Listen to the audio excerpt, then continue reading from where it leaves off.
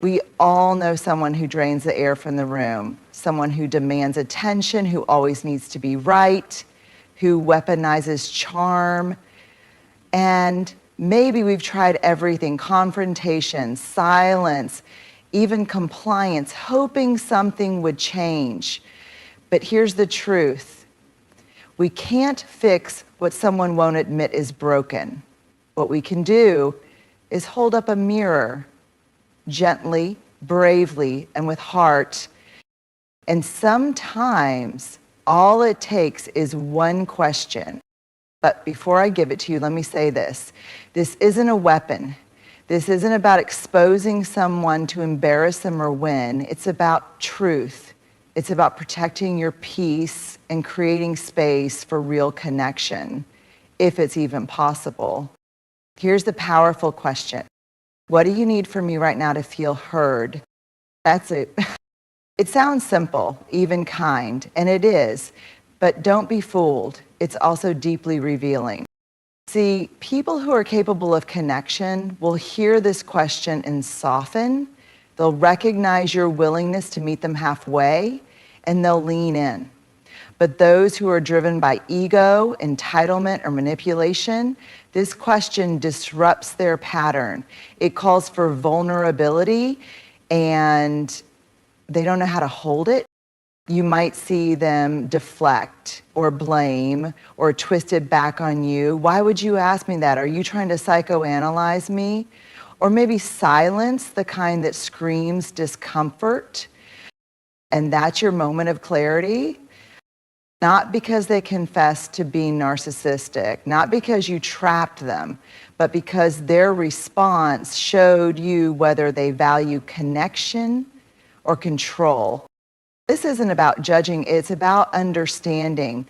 Narcissism is often rooted in profound shame, but that doesn't mean we allow ourselves to be mistreated in the name of compassion. We ask the question not to fix, but to see. From that clarity, we choose. Do I keep engaging? Do I need to set firmer boundaries? Or do I walk away with peace knowing I showed up with courage and kindness? Truth without empathy is cruelty, but empathy without boundaries is self-betrayal. So ask the question, listen closely, and trust what the answer reveals. When we hear the word narcissist, it's easy to jump straight to judgment. Images come to mind of manipulation, arrogance, gaslighting, and a relentless hunger for attention. We think of the harm done, the emotional exhaustion, the confusion, the chaos, and all of that is real. It matters, and it deserves validation. But here's the paradox.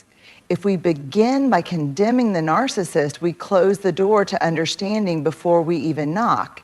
And if our goal is to create clarity, not just catharsis, we need to start from a place of grounded compassion. Compassion isn't permission. It's not about excusing destructive behavior or minimizing the pain it causes. It's about seeing the full picture, not just the performance. It's about recognizing that narcissistic behaviors, while harmful, are often rooted in profound, unacknowledged wounds. Most narcissists aren't proud, powerful people on the inside. They're deeply insecure, often shaped by early emotional neglect, conditional love, or a sense of invisibility in their most formative years. Somewhere along the line, they learned that worth is earned, not inherent, that love must be performed for, not received freely. So they build masks of perfection, control, superiority, to avoid the terrifying vulnerability of being not enough. This doesn't mean we rescue them. It means we resist the urge to label them as monsters. Because once we do that, we dehumanize, and ironically, we give away our own power. When we respond with harshness, they get to paint us as the problem. But when we respond with calm clarity and compassion, they're left to face themselves. And that's where real exposure begins. Compassion grounds us. It keeps us steady. It's the difference between reacting from pain and responding from purpose. When we approach the narcissist in our lives, whether a parent, partner, boss, or friend, from this place, we create room for truth without cruelty. So before you ask the powerful question, before you try to spot the mask or understand the manipulation, take a breath and remember your power lies not in shaming, but in seeing clearly and kindly. That's how we begin to reclaim the space narcissism often steals, with boundaries wrapped in compassion and clarity held with courage. In moments of conflict, especially when dealing with someone who constantly shifts blame, rewrites reality, or deflects accountability, our instinct is often to confront, to lay out the facts, to demand answers, to expose the lies and inconsistencies, thinking that if we just show them how wrong they are, they'll finally get it. But here's the hard truth. Accusation rarely leads to revelation, especially with someone who thrives on control, who's skilled at dodging responsibility, and who sees vulnerability as a threat rather than a bridge. That's why curiosity is so powerful and so underrated. Curiosity doesn't look like weakness, it looks like presence. It sounds like, help me understand. Can you walk me through what you meant? Or what was going through your mind when that happened? These aren't softball questions, these are invitations. And invitations require a level of emotional maturity to accept. With a healthy person, curiosity can deepen connection. With a narcissist, it disrupts the script. Because when you're curious, truly, calmly, non-reactively curious, you refuse to play the game. You don't meet manipulation with outrage or silence with guilt.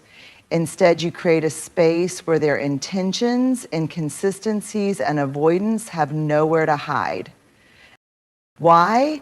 Because curiosity makes them do something they don't often do, reflect. And this is where it gets really revealing. Someone who's grounded in self-awareness and mutual respect will engage with that curiosity. They'll pause, they might even reconsider. But someone who relies on control and ego will often get defensive, offended, or annoyed. They might accuse you of being manipulative, which is ironic. Or they might pivot the conversation entirely to avoid. Curiosity is disarming, not because it's gentle, but because it demands honesty without demanding control. It says, I'm here, I'm listening, and I won't chase you, but I will stand firm in what I see. And most importantly, curiosity keeps you aligned with your own integrity. It keeps you from becoming the thing you're trying to protect yourself from, reactive, blaming, rigid. It allows you to hold someone accountable without holding hostility. It keeps you grounded in your values, even when someone else is spinning in theirs. So when in doubt, when the conversation feels twisted, when you're tempted to accuse, when you feel that rising tide of frustration, try this instead. Pause, breathe, and ask yourself, what do I need to understand here? And how can I ask with strength, not suspicion? That's the power of curiosity. It's the quiet force that exposes what accusation never could. The truth that can only emerge in the presence of calm courage. Sometimes we're looking for the moment, the one line, the one move, the one question that can pierce through the fog of manipulation, confusion, and defensiveness. We want something honest, disarming, something that doesn't escalate, but reveals. This is that question. What do you need from me right now to feel heard? It's deceptively simple, but make no mistake, it's powerful, not because it corners the other person, but because it asks for something narcissism can't easily give: vulnerability. Let's break it down. First, it centers emotional responsibility. You're not offering solutions, you're not offering agreement, you're not apologizing just to keep the peace. What you're offering is presence. You're saying, I'm willing to engage with you, but I need to know what you're really asking for. This question invites clarity, and in doing so, exposes intention. A healthy, emotionally available person might respond with something like, I need you to let me finish without interrupting, or I just want to know you understand where I'm coming from. That's a sign of someone who wants connection. But someone who's driven by ego, not empathy, often can't or won't answer this question directly. You may get a blank stare, sarcasm, deflection. They might respond with accusations. Are you asking that? Are you trying to turn this around on me? Or they may answer in ways that manipulate. I need you to admit that this is all your fault. I need you to stop being so dramatic. And just like that, you're no longer guessing. This question shines a light, not with a spotlight that burns, but with a lantern that gently asks, what are you really here for? Control or connection? But the deeper magic of this question is what it says about you. It says, I value clarity over chaos. I'm not here to attack you. I'm here to understand if understanding is possible. I'm willing to hold space, but I won't abandon myself to do it. That's a profound boundary, and it's all wrapped in one sentence. You're not asking this to be clever. You're asking it because it brings the truth into the room, not just about them, but about the relationship, because how someone responds to this question reveals the nature of the dynamic you're in. Does it feel safe, respectful, mutual? Or does it turn into a performance, a power play, or a personal attack? That answer tells you everything you need to know, not about who they pretend to be, but about whether they can meet you in a space of real reciprocal connection. So the next time you find yourself walking on eggshells, unsure how to respond or how to see through the fog, try this. Pause, stay grounded, and ask, what do you need from me right now to feel heard? Then listen, not just to the answer, but to what the answer reveals. When we ask someone, what do you need from me right now to feel heard, it's easy to focus solely on what they say, the words, the explanation, the justifications. But here's the truth. The most telling part of their response isn't always in their language. It's in everything around it. Words can lie, they can charm, they can manipulate, but body language, tone, timing, facial expressions, and emotional energy, those things tend to tell the real story. Because here's what we know, emotionally mature people respond with alignment. What they say matches how they say it. Their voice softens, their posture relaxes, their eyes meet yours with sincerity. They might not have the perfect answer, but they meet the moment with presence. But with someone who's emotionally manipulative or narcissistic, the dissonance shows up fast. You might hear them say something that sounds right, I just want to be understood, but their tone is sharp, sarcastic, or dismissive. Or they may pause uncomfortably, not because they're thinking deeply, but because the question unsettles them. It strips away the usual tools, deflection, blame, emotional inflation, and asks for something real, vulnerability, intention, clarity. And that makes people who aren't anchored in self-awareness uncomfortable, sometimes even angry. So when you ask the question, watch more than you listen, do their shoulders tense up? Do they cross their arms, roll their eyes, or give a tight, forced smile? Do they launch into a monologue that subtly or not so subtly puts you on trial instead? Pay attention to the speed of their reply. A thoughtful pause can be a sign of someone digging for honesty. A quick defensive answer, especially one that flips the conversation back onto you, might signal avoidance or control. Watch how long they stay with the actual question. Do they acknowledge what you asked, or do they pivot immediately to what you're doing wrong, what you said yesterday, or how you always overreact? This is why staying calm is so important. If you ask the question and then get swept into their emotional spin, the moment is lost. But if you stay present, rooted, and observant, their response gives you data, not to diagnose them, that's not your role, but to discern what's true. Remember, narcissism is often fueled by performance. These individuals are used to crafting a version of themselves that gets a desired outcome: admiration, control, compliance. But the question you're asking pulls them off script. It doesn't reward the performance, it invites something real. And real is risky when you're hiding behind ego.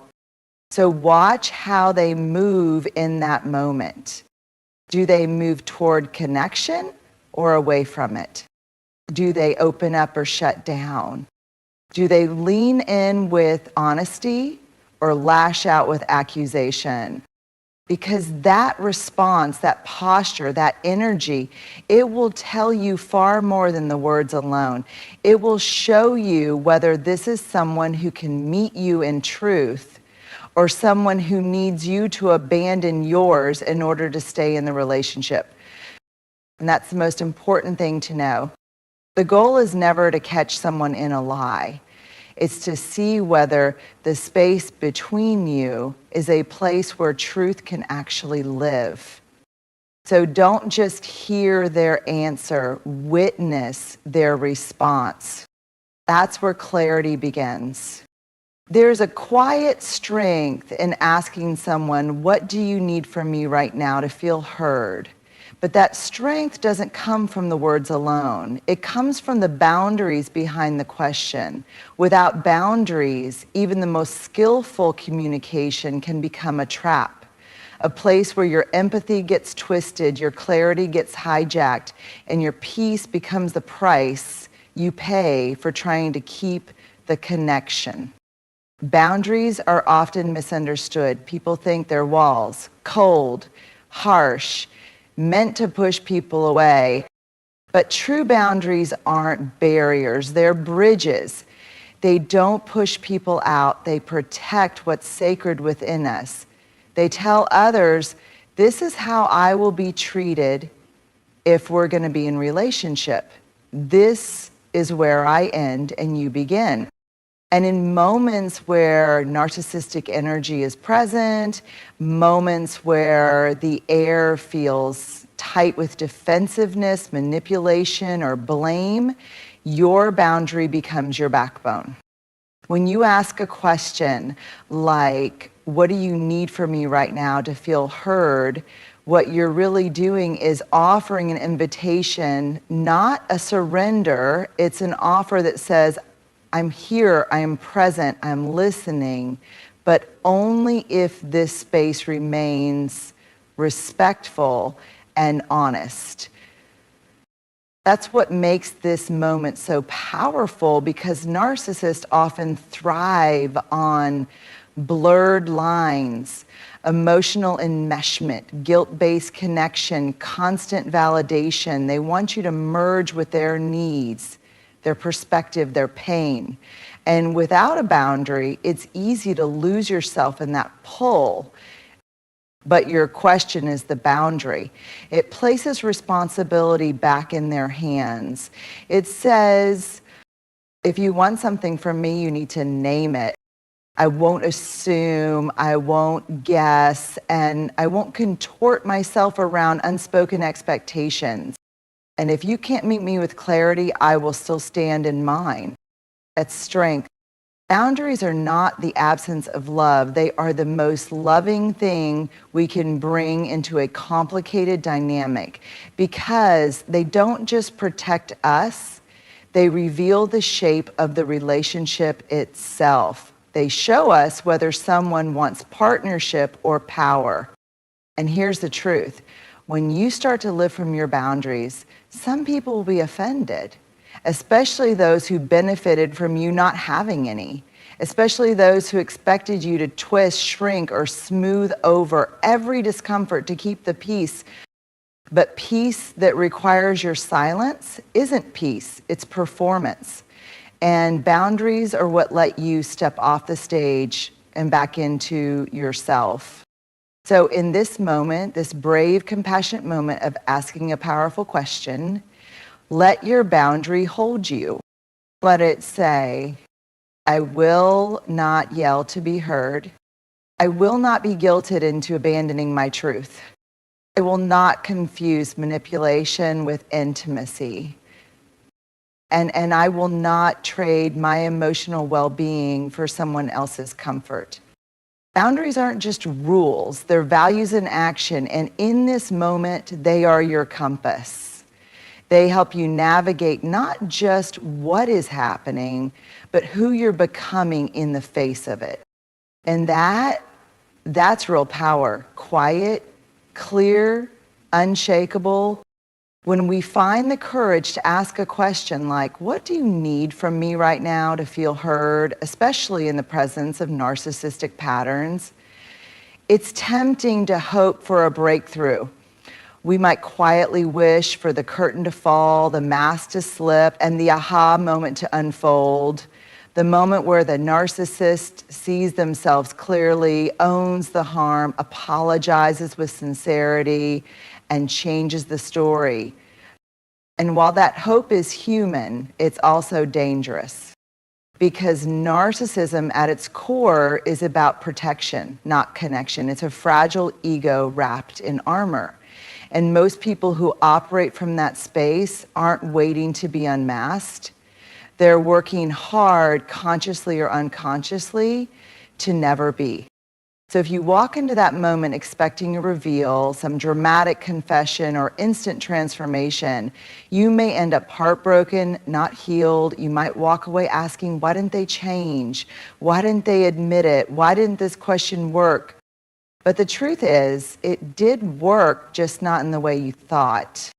This process isn't about changing them, it's about seeing clearly. It's about insight, not revelation. Insight is the quiet noticing. It's watching how they deflect instead of respond. It's hearing their answer or their refusal to answer and realizing something you hadn't been willing to admit. It's observing the way they spin blame, twist empathy, or emotionally withdraw when you introduce healthy boundaries. Insight doesn't come with fireworks. It comes with stillness, with presence, with the soft voice inside you whispering, this is who they are showing you they are. Believe it. And here's the real shift. When we stop trying to expose someone and instead try to understand the dynamic, we reclaim our power. We're no longer caught in the exhausting cycle of trying to win an unwinnable game. We're not fighting for truth to be handed to us. We're standing in it already.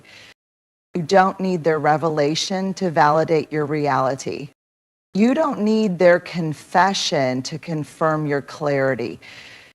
You don't need their agreement to set a boundary or walk away or stay with eyes wide open.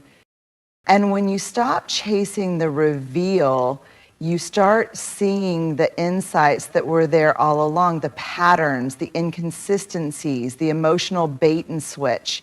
You start seeing your own patterns too, your need to fix, your tendency to absorb blame, your longing for emotional justice. That's the deeper work.